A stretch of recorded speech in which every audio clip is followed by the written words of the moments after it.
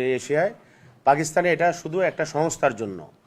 পাশাপাশি আমি আজকে যারা ক্ষতিগ্রস্ত, আমরা যারা এই যে বেকার সমস্যা হবে বাংলাদেশে, আমরা যারা ব্যবসা করি তাদের আপনার ব্যাংক লোন আছে, আমাদের ব্যাংক লোন আছে, আমাদের পরিবার আছে, আমরা একটা অসহায় অবস্থায় আছি। আমাদেরকে একটা সিস্টেমের মধ্যে আনেন। আমরা ট্যাক্স দিতে চাই, আমরা অবশ্যই ট্যাক্স দিতে সিস্টেমে আনেন। যেটা বললাম, সাইফুর রহমান সাহেব 320 টাকা ট্যাক্স দিচ্ছে, ট্যাক্স জমা হয়েছে। আপনারা এমন কোনো কাজ করেন না যেমন বিমানের টিকিটের মতো, বিমানের টিকিট অ্যাভেলেবেল, বিমান খালি যাচ্ছে, আপনারা কি করলেন, বললেন যে কি বলে সিট নাই। এই যে এইটা সিস্টেম, একটা মেমোরি কার্ডের ট্যাক্স ছিল 70 টাকা, কেউ ট্যাক্স দিচ্ছে না। মেমোরি কার্ডের ট্যাক্স যদি 5 টাকা হইতো, কোটি কোটি টাকা ট্যাক্স সরকার পাইতো। আমরা বলবো এইটার সাথে আমরা জড়িত টেকনিশিয়ান। যদি আপনি সিন্ডিকেট হাতে দেন মোবাইল, এই সিন্ডিকেট কোম্পানিগুলা আপনার মোবাইলের সার্ভিস সেন্টার আছে, এই যে হাজার হাজার টেকনিশিয়ান, তারা কোথায় যাবে? আপনার মোবাইলটা যখন আপনি ঠিক করতে যান, আমার মার্কেটে আসেন, তাদের কাছে ঠিক করেন, তাইলে এই টেকনিশিয়ানদের কী করবেন? মোবাইল অ্যাক্সেসরি যারা ব্যবসা করে তাদেরকে কি করবেন? এই যে ব্যবসা থেকে আমাদেরকে একেবারে দূরে সরায় দিচ্ছেন, কাদের ক্ষতি করতে চান আপনারা একবার চিন্তা করেন। আমার রুজি রোজগার এখানে, আমি ব্যবসা শিখছি, এই ব্যবসা আমি তো অন্য কোনো ব্যবসা শিখি নাই।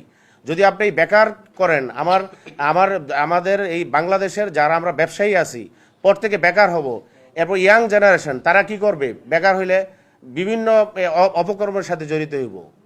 এইগুলা যদি আপনি বলেন ছিনতাই, রাহাজানি, এগুলো বেড়ে যাচ্ছে, বেড়ে যাবে। এই কারণে আমি বলছি যে আপনারা এই এনএআরআই সিস্টেম যে বাধা আছে, বিটিআরসির যে বাধা আছে, বাধাগুলো উন্মুক্ত করেন। আমরা ব্যবসা করতে চাই, আমরা ব্যবসা করি, ট্যাক্স দেই, ব্যাট দেই, রিটার্ন দেই, সাথে সাথে জাকাতও দেই। আমরা কিন্তু একেবারে না, আমরা জাকাত দিয়েও ব্যবসা করি, মানুষের বৎসরে জাকাত দিই। কিন্তু আমরা এমন কোনো পর্যায়ে আমাদের নিয়েন না, আমরা একেবারে আমার পেটে লাথি দিয়েন না। কারণ আপনি গভর্নমেন্ট আমার ব্যাংকের ইনস্টলমেন্ট দিবেন না, আমাকে আমারটাই দিতে হবে। আর না হইলে আমাকে ব্যাংক, আমি যখন ইনস্টলমেন্ট দিতে পারবো না, আমি তখন কিন্তু আমাকে আইনের আশ্রয়ে, আইনের কাঠগড়ায় দাঁড় করতে হবে। আমার এই যে ব্যবসা, দোকানপাট, সব এগুলো বেকার হয়ে যাইব।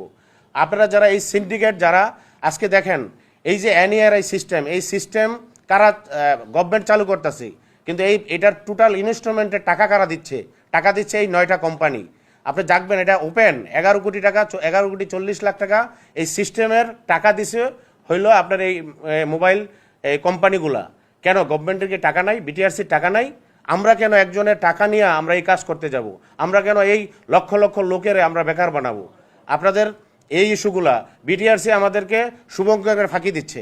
গত 19 তারিখ তারা আপনার কি বলে একটা গণশুনানি ডাক দিছে, সেখানে তারা একটা ওয়েবসাইট খুলছে।